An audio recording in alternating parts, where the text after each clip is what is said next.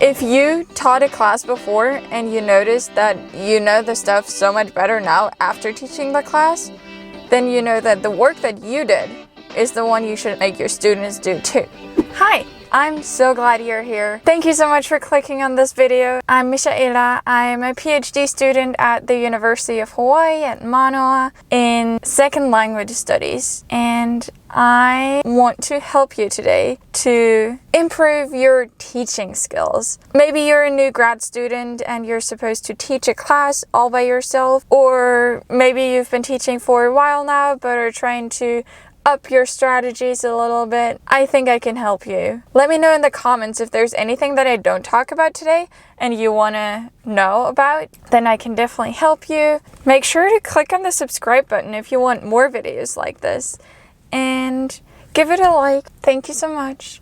Okay, so I have been a graduate student or graduate teaching assistant for the past 4 years, I think, in the United States.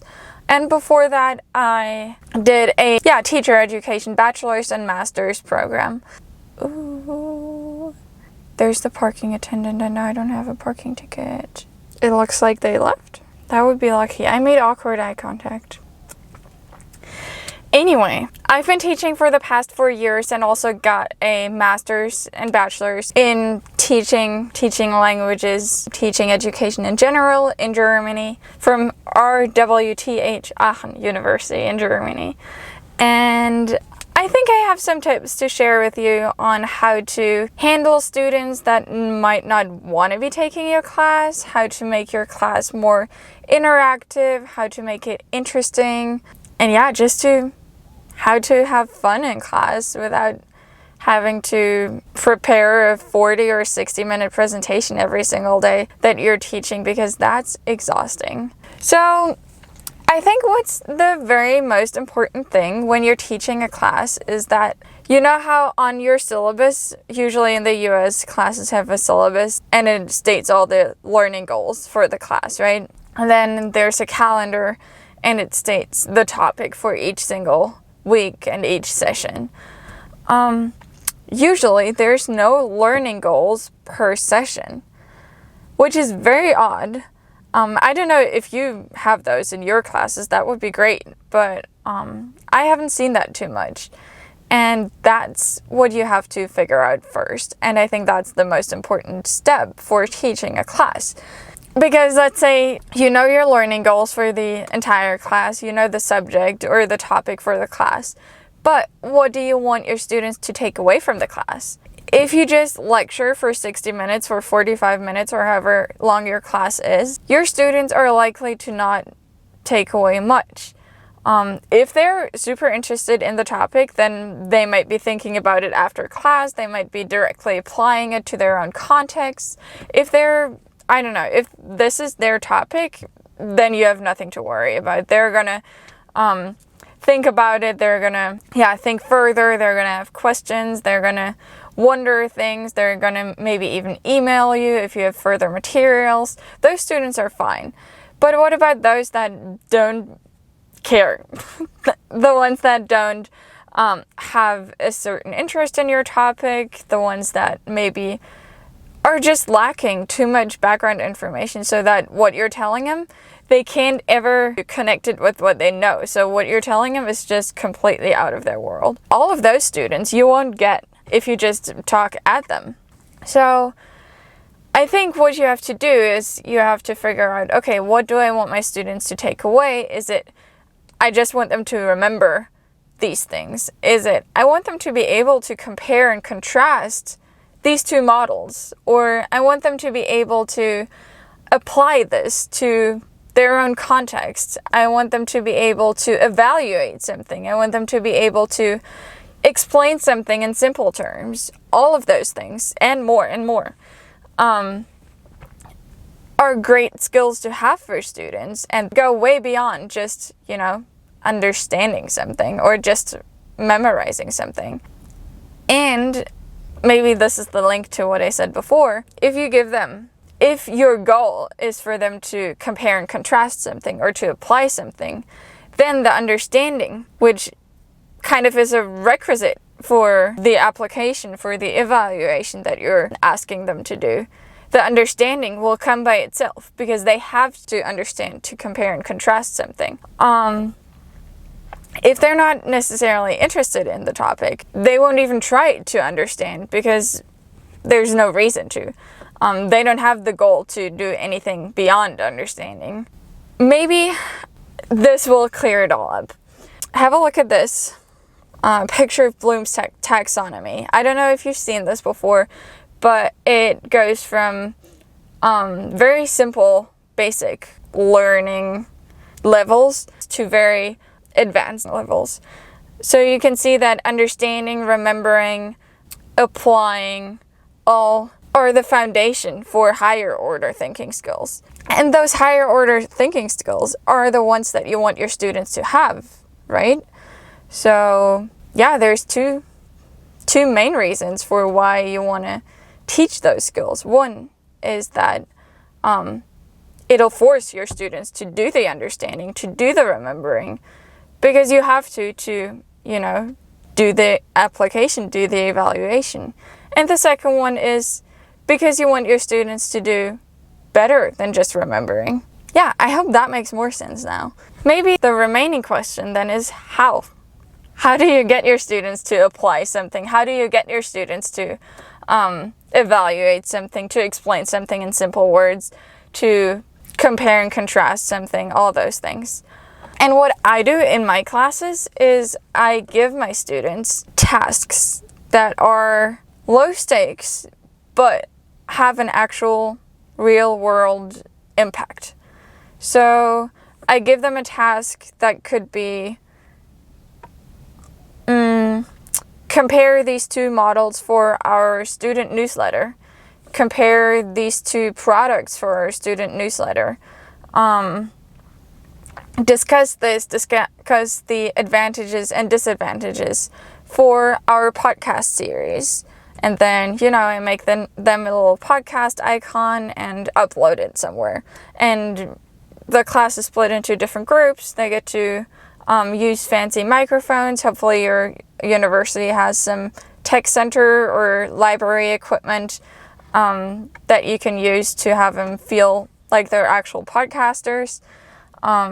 You can also have them, you know, explain something in simple terms in a video or in a presentation, and you film that, or you provide the presentation to kids that could be interested in the topic. I don't know, I had it rather easy because I could give it to my family back home who has, you know, kids in a gymnastics group that I could present this to. And I can tell my students, hey, look at these kids, they're back home in Germany, they're super interested in whatever you're learning. Their English isn't that good, so please explain it to them in very easy English terms. And yeah, my students did a great job. I don't know, there's so many different examples of making an activity have a real world impact. It could even just be making a poster for the classroom. It can just be, I don't know, making something that the next cohort of the class can use. And in all of those, it's important that the students know they don't have the pressure to do perfect. If it doesn't work out, it doesn't work out. You need to have, as a teacher, you need to have maybe a minimum learning goal and then a best case scenario learning goal. So you push your students to, you know, reach the best case scenario learning goal. But if they don't get there, as long as they meet the minimum requirements, the minimum of what you want them to learn that day, that's fine. If something doesn't work out the way it did, you don't have to show it to whoever you thought was going to be the audience. You don't have to put up the poster in the classroom. And I don't know, maybe one last tip that I can give you is it's crucial to work with your students' own interests that they bring in. They might be from different programs, so they might not even be from your program. They might be they might be in your program for a very different reason than you. They might not want to go to grad school. They might want to, I don't know. Ask them what they want to do. Ask them what they're interested in. Ask them what they are passionate about. Ask them what they want out of the class, and then try to go with that. If they want to become teachers, give them tasks where they can train those skills, like explaining things in simple words, making activities, making posters, making presentations. If they want to go into business, have them develop a product, have them give a pitch on why their product is the best. Things like that. And I guess hand in hand with that is you don't have to give every student the same task. As long as you believe that each task leads to the same minimum learning goal, then that's all you need. And the same goes for any major assignments that you have in the class. I don't know if in your class you're going to have essays of some form, but you can have students choose if they want to do an essay on something theoretical, or if they want to do an essay on something from their life that they apply, or something theoretical that they apply to something from their own life. You can have it be in a different format. You can have it be in a video format. You can have it be as a website that they make. Yeah, you can have them do anything as long as it fulfills the learning goal. And I think students are all so different. So try to figure out what they want to do. Try to switch it up. Try to give them the choice. And try to stay away from lectures if you can. If you were someone who loved lectures, maybe that's why you're a grad student in your field right now. Imagine going to a computer science lecture, but you're a history major. How much would you love the lecture then? Imagine you're in a chemistry lecture and you're just missing the past 2 chemistry classes. Imagine you missed your senior year of high school and are supposed to do college level reading assignments and you just can't keep up with it. Those can all be your students. Obviously, no one missed their senior year of high school, but maybe they don't have the reading skills that you got in your senior year of high school. Maybe they're in the major they want to be in, but don't know that it's actually not their passion. There can be so many factors. Maybe they just woke up 5 minutes prior to your class. Have you tried taking a class 5 minutes after waking up? Maybe you weren't the most engaged either. Maybe you didn't like the lecture either, or didn't take away from it as much as you wanted to. Yeah, just try to not assume that your students are you in your best behavior, in your best, most excited stage of college. The more you can accommodate students, the better. And if through that accommodation, you can also push them, foster their critical thinking skills, their out-of-the-box thinking skills. Isn't that the best thing you can do? If you taught a class before and you noticed that you know the stuff so much better now after teaching the class, then you know that the work that you did is the one you should make your students do too. I don't know, probably you made teaching materials, you made learning materials for your students. By making those, you learned. So let your students make materials. Do the same processes. That's how they learn. Yeah, I hope that helped. I hope it gave you guys more questions than you had before. I hope it clarified a lot too. Let me know if you have any questions that I could answer. Let me know if you want to hear more. I'm always super happy to help you. Yeah. Thank you so much for stopping by. And make sure to check out some of the other videos we have. Goodbye.